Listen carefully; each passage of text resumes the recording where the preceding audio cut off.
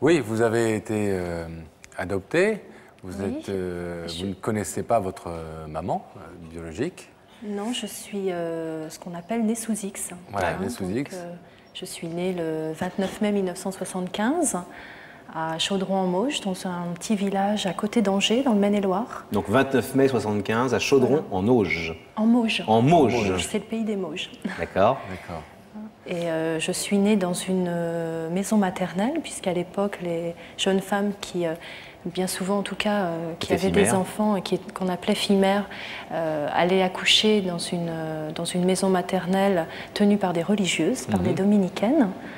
Et c'est comme ça. Ce qui leur permettait de donner naissance à leur bébé dans de bonnes conditions, mais en même temps de pouvoir effectivement après laisser ces enfants en sécurité, en bonne garde, quand elles n'avaient pas les moyens de les élever et de s'en occuper toutes seules. Oui, et puis c'était un petit peu le fonctionnement de l'époque. Il y avait, me concernant, c'est une assistante sociale des Côtes d'Armor qui travaillait avec cette maison maternelle, avec ces religieuses, et qui a accompagné ma maman de naissance, on va dire, jusqu'à cette maison, où elle a accouché, puisque les religieuses étaient aussi sages-femmes.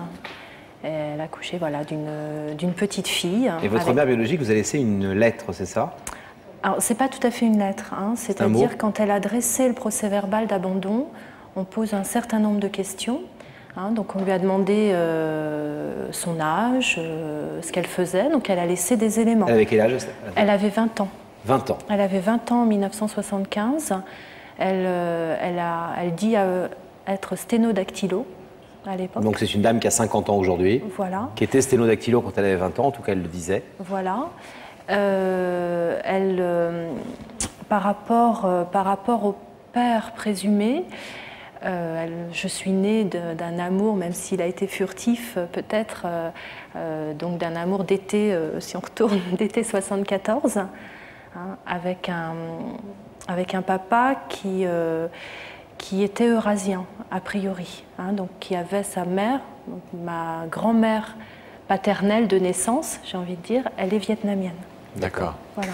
Donc ce que vous savez de cette dame, on le redira tout à l'heure, c'est qu'elle aurait aujourd'hui 50 ans, qu'elle a accouché dans le lieu que vous nous avez dit tout à l'heure, que votre papa serait eurasien, voilà. C'est cela. Voilà. Et vous avez laissé un mot à vous? Oui, elle a laissé un prénom, déjà. Catherine? Oui. On ne dit pas le nom de famille parce qu'évidemment, on ne voudrait pas que tous les gens qui portent ce nom de famille soient appelés ou dérangés, etc. Sachant que c'est anonyme, le nom de famille associé à ce prénom n'est pas le nom de famille réel. N'est pas le nom de famille. Donc, mais le prénom Catherine est un vrai prénom? Je ne sais pas. Ah, même ça, vous ne savez pas? Je l'ignore. Et donc, qu'est-ce qui est écrit sur ce mot? C'est écrit grossesse tenue cachée au père de la jeune mère, qui craint ses réactions. Elle a peur de voir la vie de famille perturbée par sa faute, puisqu'elle met qu'elle est l'aînée de 4 frères et sœurs plus jeunes. Donc voilà. Donc c'est une. Mais pas de mots vous concernant, pas de mots directement écrits pour vous. Ce sont des choses qui sont écrites pour l'enfant. D'accord. Une question juste sur ce que vous avez vécu après. Vous avez été adoptée. Oui. À l'âge de... L'adoption a eu lieu 1 an après. Mais il faut savoir qu'il y a toujours des délais. Par des gens qui habitaient où? Par des gens qui habitent dans les Côtes d'Armor, toujours. D'accord. Et vous avez grandi dans cette famille? Oui. Depuis quand, donc du coup, vous avez quand même eu une enfance et une adolescence heureuse, enfin, dans une famille, en étant entourée. Oui, aimée, choyée, par des parents formidables. Donc il n'y a aucun souci avec ça, mais c'est important de le préciser, de leur rendre cet hommage-là. Voilà, qui ne se sentent pas du tout, qu'ils n'aient vraiment pas le sentiment que mon geste, ce soit une trahison. J'allais vous poser cette question. Est-ce que vous les avez informés de votre désir déjà et de vos démarches de retrouver votre maman biologique ou... J'ai associé ma mère dans mes premières démarches parce que j'ai suivi toutes les démarches légales et administratives, je les ai faites et j'ai associé ma mère adoptive dans ces démarches-là. Tiphaine, donc vos démarches jusqu'ici, elles sont restées vaines. Les nôtres aussi, d'ailleurs, parce que, soyons clairs, si ce soir vous êtes ici et qu'il n'y aura personne, et on l'a dit dès le début, pour qu'il n'y ait pas d'ambiguïté, c'est parce que nous n'avons pas pu, nous non plus, malgré nos efforts, nos moyens, et puis le fait que souvent on y arrive. Là, on n'y est pas arrivé, on n'a pas retrouvé votre maman.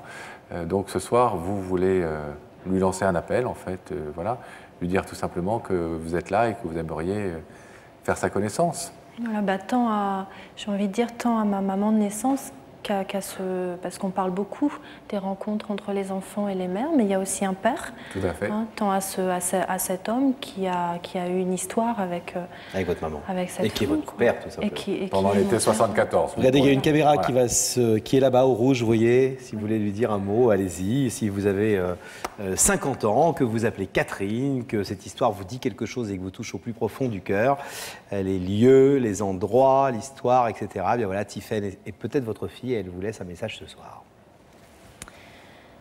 Voilà, donc c'est pas simple, mais je ne sais pas si je dois vous tutoyer ou vous voyez. Par respect, je vais dire vous. Je respecte beaucoup ce geste que vous avez fait, qui est un geste qui pour moi est un don. Dans Abandon, il y a aussi le mot don. C'est le don d'un enfant. J'ai ressenti que c'est dans les bribes que vous avez laissées sur le procès-verbal d'Abandon, que c'était un choix difficile. Aujourd'hui, on a l'occasion peut-être de clore cette histoire, de régler cette histoire. Je pense qu'il y a une blessure à l'intérieur de moi, même si j'ai bien grandi, de façon harmonieuse, je pense. Et qu'il y a certainement une blessure aussi à l'intérieur de vous. Donc si vous vous reconnaissez, j'aimerais que vous puissiez, si vous voyez l'émission, j'aimerais que vous puissiez prendre contact, j'aimerais qu'on se retrouve parce que c'est votre histoire, c'est la mienne, c'est celle de mes enfants, c'est celle de ma famille adoptive aussi. Et voilà, donc il faut savoir que j'ai porté un prénom dont elle se souvient, qui n'est pas le prénom que m'ont donné mes parents adoptifs. Donc à l'époque, je suis née en étant Delphine, voilà. Et le papa présumé, outre une mère vietnamienne, était un homme qui était étudiant dans le service sanitaire de l'armée. Donc des Eurasiens dans le service sanitaire de l'armée qui avaient 20 ans en 1975, ça peut aussi faire réfléchir quelqu'un ou aider à reconnaître. À reconnaître ou à se souvenir. Évidemment, tout ça se fait sous les règles que vous connaissez. La personne nous appelle. Si elle souhaite qu'on donne ses coordonnées, qu'on vous donne ses coordonnées, on le fera évidemment avec grand, grand plaisir. Merci beaucoup. On vous tiendra au courant. Merci, Tiphaine. Merci beaucoup. À bientôt.